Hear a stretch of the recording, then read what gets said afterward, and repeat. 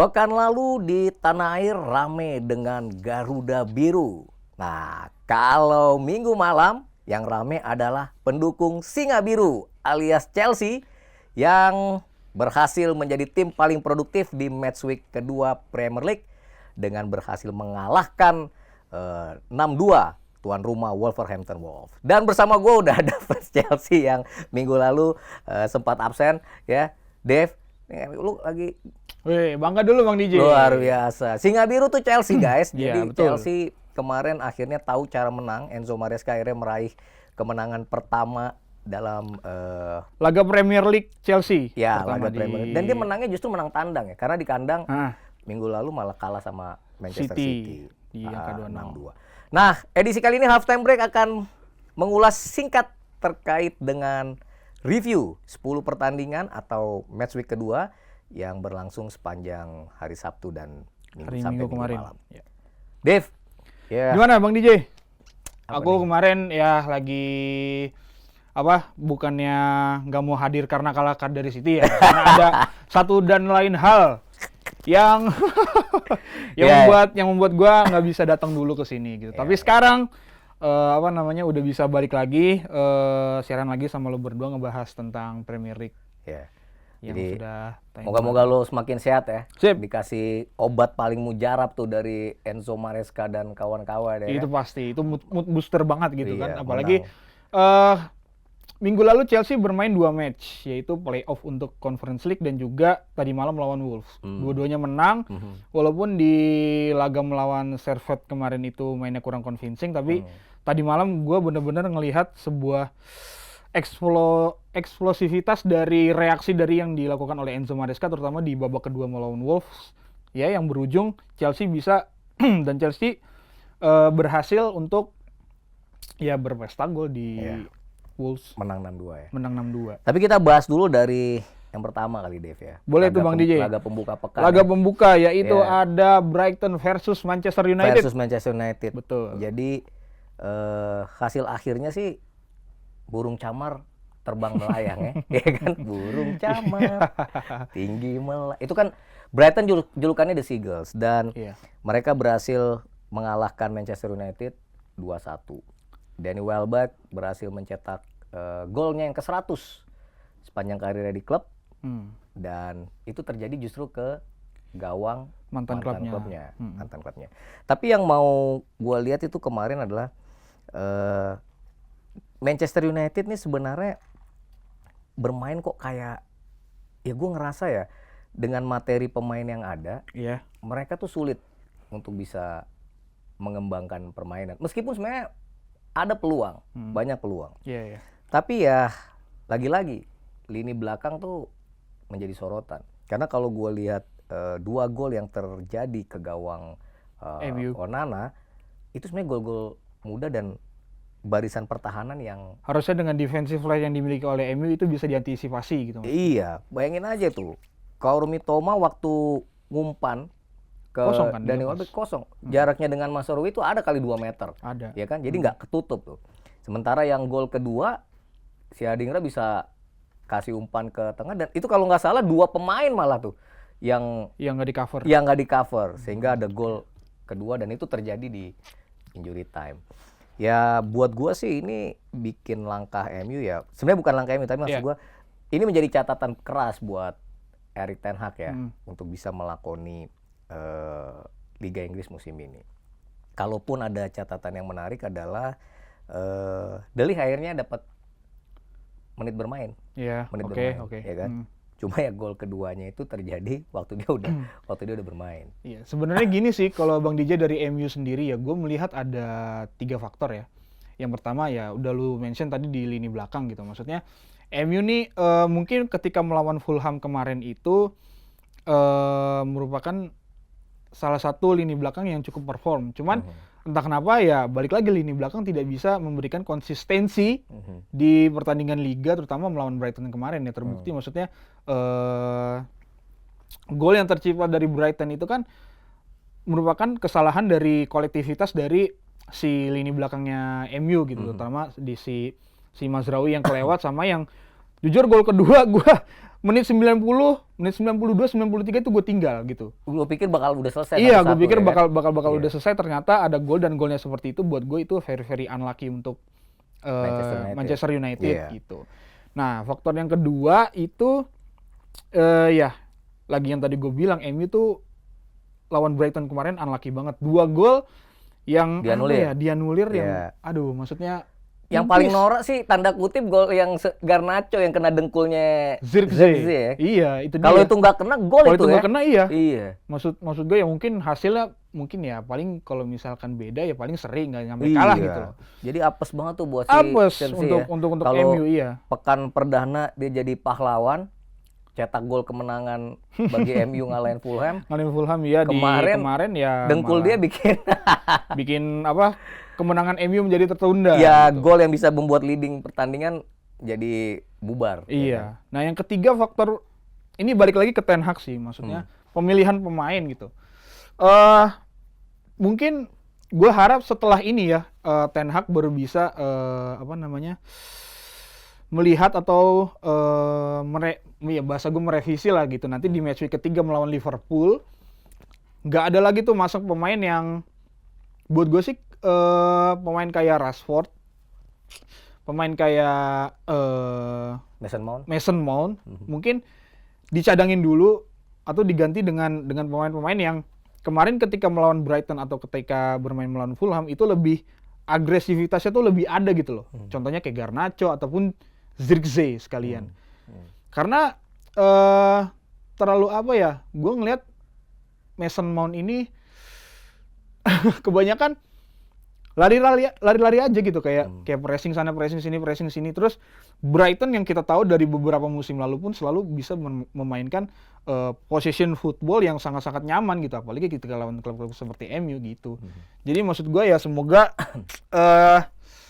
nanti ketika melawan Liverpool ya Ten Hag melakukan perubahan rotasi dari pemain starter yang akan dipasang gitu sih, Ya. Bang DJ. Tapi yang jelas buat sahabat Kompas, for your information guys, sejak Erik ten Hag menukangi Manchester United tidak pernah bisa dapat poin saat melakoni match week kedua.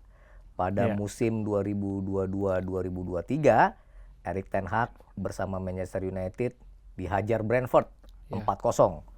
Musim lalu, Setan Merah juga takluk saat melakoni laga tandang di Tottenham Hotspur Stadium. Mereka kalah 0-2 dari Son Heung-min dan kawan-kawan.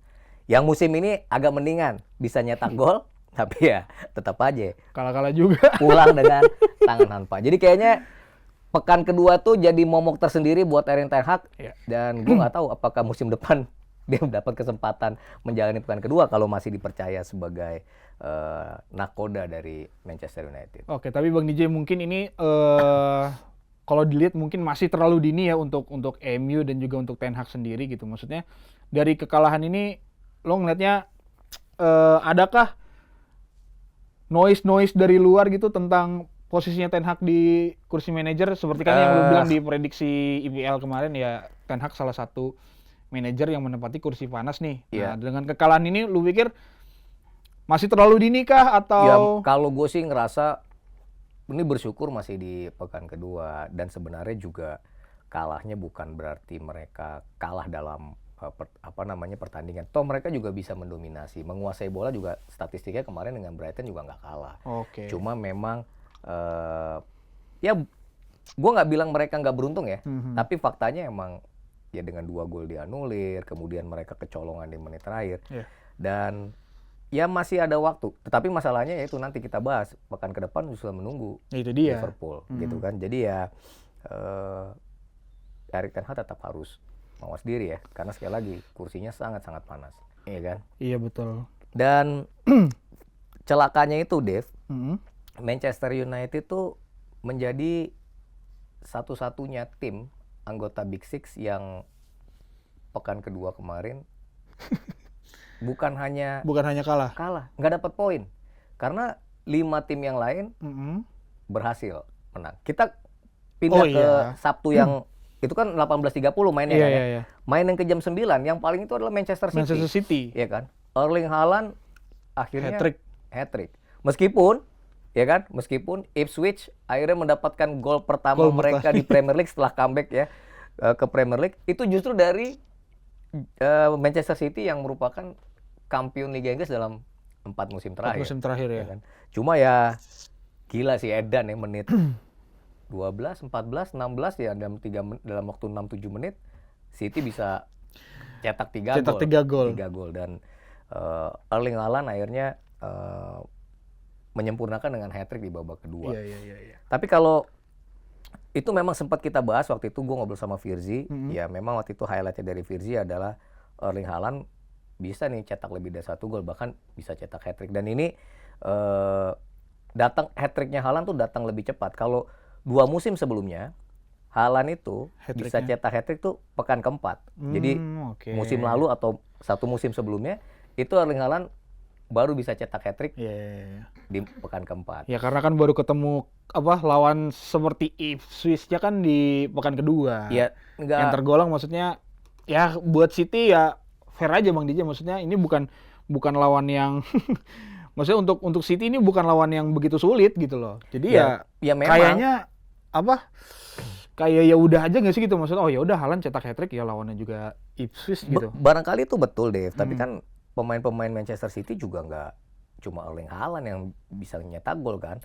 Ya masih ada Bernardo Silva juga, Savinho juga punya peluang. Ya itu penalti yang pertama juga kan hasil berkat Savinho. Yeah.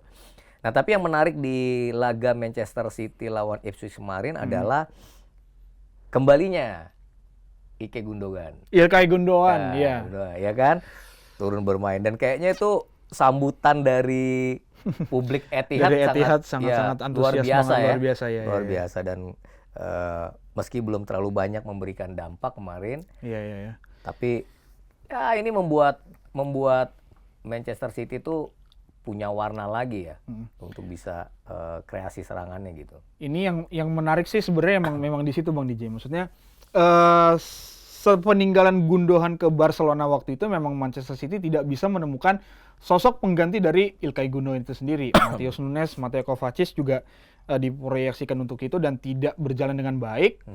Sampai pada akhirnya pengganti Gundogan itu ya Gundogan itu sendiri gitu. Nah makanya itulah yang gue pribadi yang pengen gue tunggu gitu loh. Maksudnya Gundogan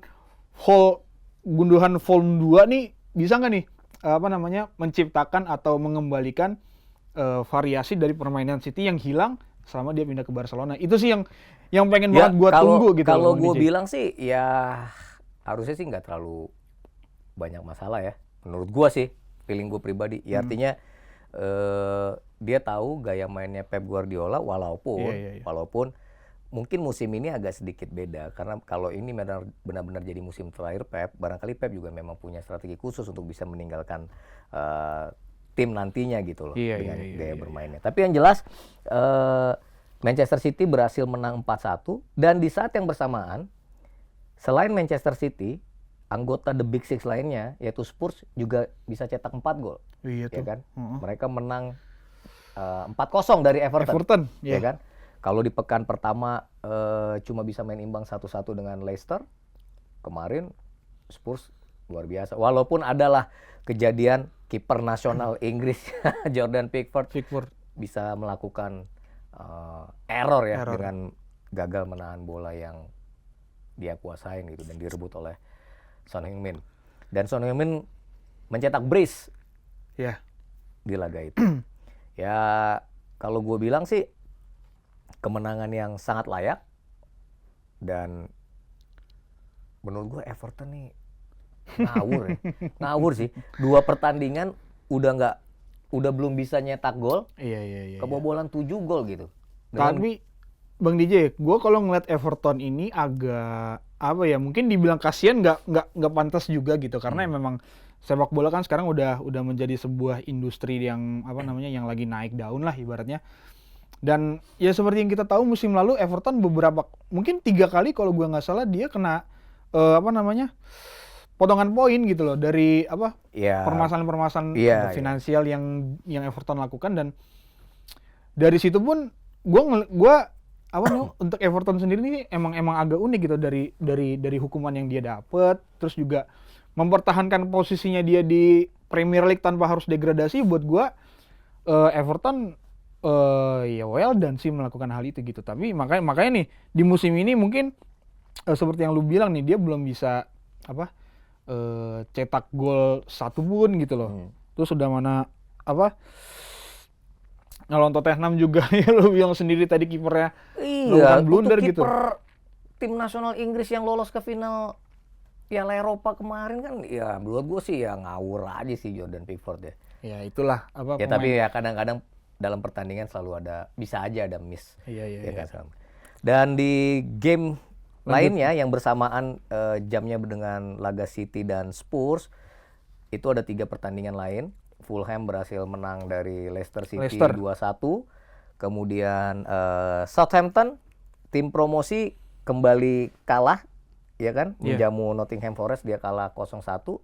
Dan derby di Selhurst Park, 2 tim asal London, Crystal Palace versus dan juga West Ham Ham United, itu menjadi milik West Ham United.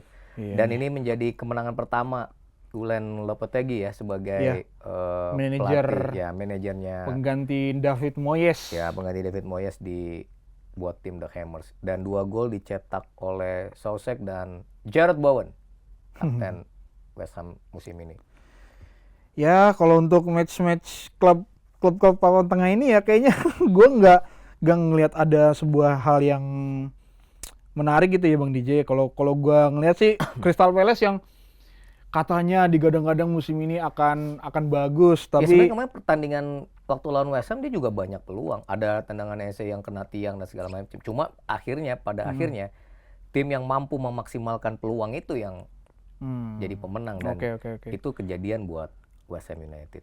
Barangkali laga yang paling seru setelah 5 pertandingan yang digelar bersamaan, itu kalau di Indonesia setengah 12 malam mulai di Villa Park. Aston Villa versus Arsenal. Versus Arsenal yang memang di edisi sebelumnya kita bahas itu sebagai highlight ya kan.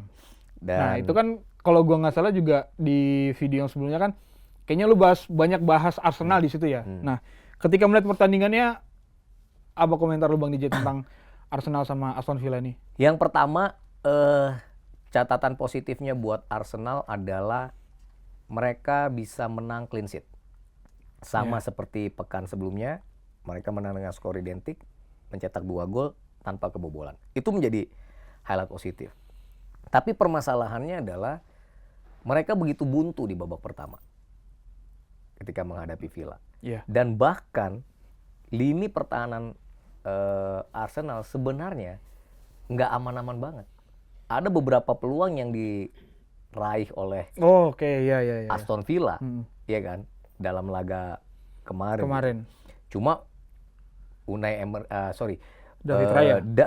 Selain David Raya, Oli Watkins juga mungkin belum kembali ke perform. Kan ada satu umpan yang dia benar-benar posisinya bebas, tapi melenceng dia ke pinggir gawang. Iya, kiper David Raya udah mati langkah, tapi melenceng. Andai kata itu gol kan beda cerita, ya kan. Nah ini sebenarnya menjadi catatan buat Mikel Arteta karena itu sebenarnya kalau dilihat peluang-peluang chances yang dapat Aston Villa itu murni pertahanan Arsenal yang agak lengah. Nah, beruntung di babak kedua mereka dapat gol ya yang dicetak oleh Trossard dan satu lagi oleh Thomas Partey. Dan kalau lu lihat ekspresinya Trossard waktu habis nyetak gol, kayaknya kan dia dingin-dingin aja. Gue denger sih dia ngambek ya.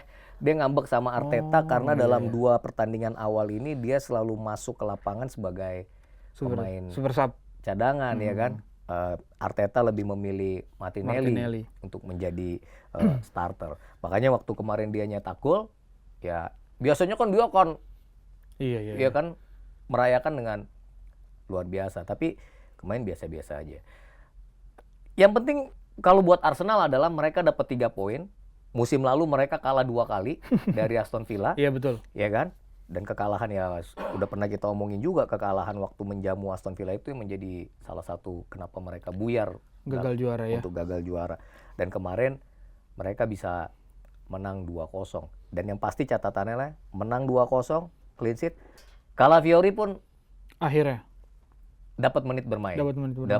Dan ini menjadi modal yang bagus kalau dari pekan ketiga nanti mereka akan menurunkan Calafiori dari Iya.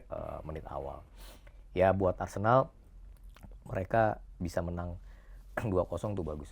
Dan catatan kemenangan Arsenal 2-0 dan masih clean sheet ini juga sama dengan Liverpool.